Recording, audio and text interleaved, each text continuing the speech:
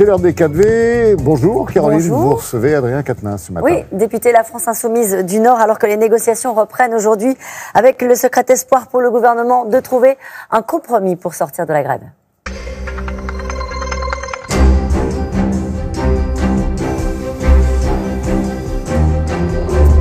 Bonjour Adrien Quatennens. Bonjour Caroline Roux, bonne année à vous et à toutes celles et ceux qui nous regardent. Et meilleurs vœux à vous Adrien Quatennens. Il faut vous souhaiter quoi en 2020 d'ailleurs ? Écoutez, une année en 2020 où on ne lâchera rien, je pense, et que les Françaises et les Français relèvent la tête pour la tenir à tous ces importants qui, derrière leurs airs, en réalité nous mènent dans le mur et nous font perdre beaucoup de temps. Voilà. Alors on va en parler des importants, comme vous les appelez, avec des négociations qui reprennent avec les partenaires sociaux aujourd'hui et le gouvernement. Hier, Bruno Le Maire considérait qu'on n'a jamais été aussi près d'un compromis. Est-ce que vous croyez, vous aussi, qu'on est à l'aube d'une sortie de crise ? D'abord, Caroline Roux, je me demande bien de quelle négociation il peut s'agir quand on apprend hier dans la presse que le projet de loi a déjà été déposé au Conseil d'État. En quoi va consister la négociation tout à l'heure avec les syndicats ? Ça va consister à leur dire, voilà le projet de loi, dites-nous quelle virgule vous voulez changer de place, ça n'est pas sérieux.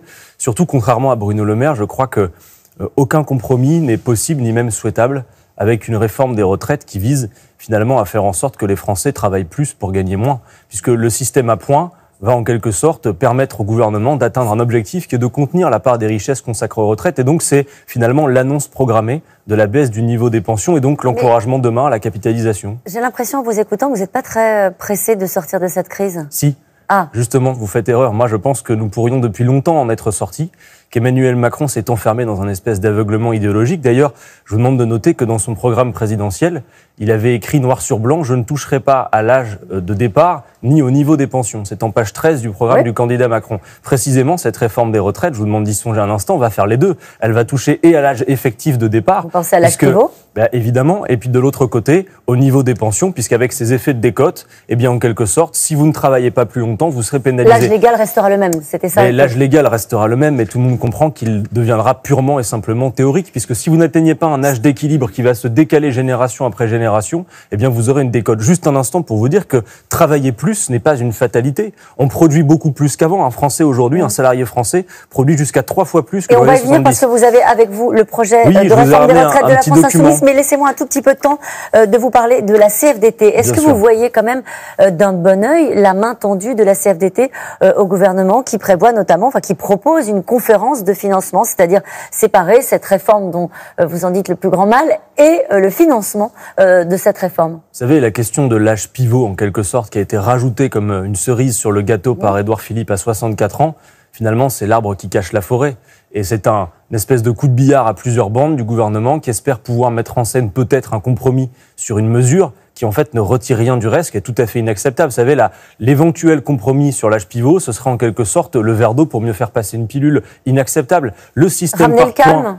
Non, le système par points, de toute façon, va faire en sorte que les Français auront à travailler plus longtemps. Comparativement au système actuel, tout le monde va être perdant. D'abord pour une raison, c'est que là où aujourd'hui on comptabilisait soit vos 6 derniers mois de carrière pour les fonctionnaires pour calculer votre pension de retraite, ou pour le privé les 25 meilleures années, on prendra maintenant en compte toute la durée de votre carrière. Tout le monde comprend donc que, par définition, tout le monde sera perdant sur ce niveau de calcul. Si les syndicats réformistes, dont la CFDT, retrouvent le chemin de la négociation, visiblement c'est le cas, et arrivent à conclure un compromis avec le gouvernement, est-ce que ce sera, selon vous, la fin du mouvement ? Non, ou est-ce que ce mouvement doit continuer et va continuer ? Je ne le crois pas. Je crois effectivement que le mouvement va continuer, qu'il s'enracine. Je ne suis pas sûr d'ailleurs que le temps joue en la faveur du gouvernement, parce que, vous voyez, on vit un moment d'ébullition démocratique. Les gens s'intéressent à un sujet qui est particulièrement technique, faut le dire. Et à mesure qu'ils s'y intéressent, comprennent mieux. Et je crois que le fait qu'ils comprennent mieux ne fait pas les affaires du gouvernement. Par exemple, le fait que les assurances et les banques aient signifié avec, de mon point de vue, beaucoup trop de décibels leur enthousiasme à l'idée que ce projet de loi ait lieu, en quelque sorte, précise les intentions du gouvernement. Oui, en rendant le système par répartition indigent, en faisant en sorte que le niveau des pensions baisse comparativement aujourd'hui que celui à travailler plus longtemps, c'est un encouragement sans précédent à passer à des retraites par capitalisation, et ça ne colle pas avec le modèle social français. Alors j'ai vu que Madame la ministre Pannier-Runacher considérait que le marché français pour les fonds de pension était une boîte de Smarties. J'entends bien que quand on gagne, comme elle gagnait précédemment, 35 SMIC par mois, on a un peu de mal à évaluer ce que pèsent les milliards. mais en quelque sorte, ces 300 milliards qui sont aujourd'hui dans les caisses de la sécurité sociale, qui suscitent beaucoup d'appétit, Caroline Roux. Et pour la finance et pour les assurances, c'est insupportable de voir toute cette manne financière dans les mains des syndicats de travailleurs. Et avec la réforme des retraites de M. Macron, eh bien, ils ont une belle occasion de quelque part venir eh bien, à la table manger en quelque sorte ce magot qui appartient à tous les Français.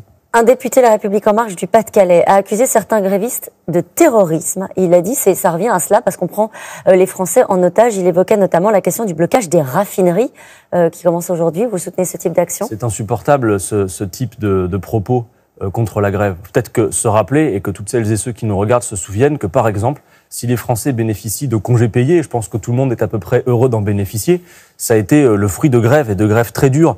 La grève, c'est un des éléments du rapport de force. La grève et le blocage, c'est ça la différence. Mais personne par définition, ne se lève le matin soulevé d'enthousiasme à l'idée de faire grève. Vous savez, les salariés qui ont fait grève jusqu'à présent, il faut les remercier. Pour certains d'entre eux, ils ont perdu jusqu'à 1 mois de salaire. Et moi, j'invite les Français à se serrer les coudes, à ne pas succomber à la division que veut instiller le gouvernement. Emmanuel Macron fait le pari que la jalousie des Français entre eux serait supérieure à l'aspiration générale à de bons niveaux de retraite. Et même aux commerçants, à ceux qui ont été le plus impactés par la grève, je veux leur adresser ce message et leur dire, vous-même, vous avez d'abord comme travailleur intérêt à ce que cette réforme soit retirée, mais vous avez surtout intérêt à ce que les retraités de ce pays ne soient pas précarisés pour qu'ils puissent acheter en quelque sorte et consommer. Vous dites ce matin, quel que soit le compromis qui peut être trouvé avec les syndicats réformistes, ce mouvement va continuer et le gouvernement va plier. Vous n'avez pas de doute là-dessus? Je souhaite que le mouvement cesse le plus rapidement possible, mais la radicalisation est le fait d'Emmanuel Macron. C'est lui qui s'est radicalisé en s'enfermant dans une position qui d'ailleurs ne correspond pas à ses engagements présidentiels. L'issue raisonnable, c'est le retrait, le 9 et le 11, il faut se mobiliser.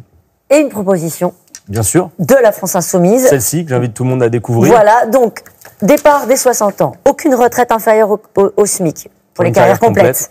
Et c'est une extension de la reconnaissance de la pénibilité, l'intégration des trimestres au RSA dans le calcul de la retraite. C'est la retraite rêvée? Non, c'est simplement le progrès, si on veut bien considérer que la question des retraites, c'est aussi une question du partage des richesses. Si on produit plus qu'avant, Caroline Roux, et si la richesse est aussi mal répartie, qu'elle fait qu'aujourd'hui, un salarié français travaille 45 jours par an pour rémunérer les actionnaires, c'était neuf dans les années 80. On peut mieux répartir la richesse. Vous voyez, pour financer ces propositions, je vous remercie que vous avez bien détaillé, il n'y a pas besoin de faire la révolution. Il y a besoin de 2 points de PIB de plus d'ici à 2040, parce que dans ce projet, on ne se contente pas de raser gratis, tout est financé. Je demande à ce que les gens comprennent qu'il n'y a pas de fatalité au fait que travailler plus longtemps soit la seule solution. Donc il faut se mobiliser pour obtenir le retrait. Je crois que c'est fini, on me fait des grands signes, Adrien Quatennens. D'accord, très bien, on aurait pu continuer. Ça vous, Laurent, ils sont en panique là, je vous assure que c'est fini. C'est pas moi, pour une fois, je n'avais pas bougé. Je vous souhaite une bonne journée à tous les deux.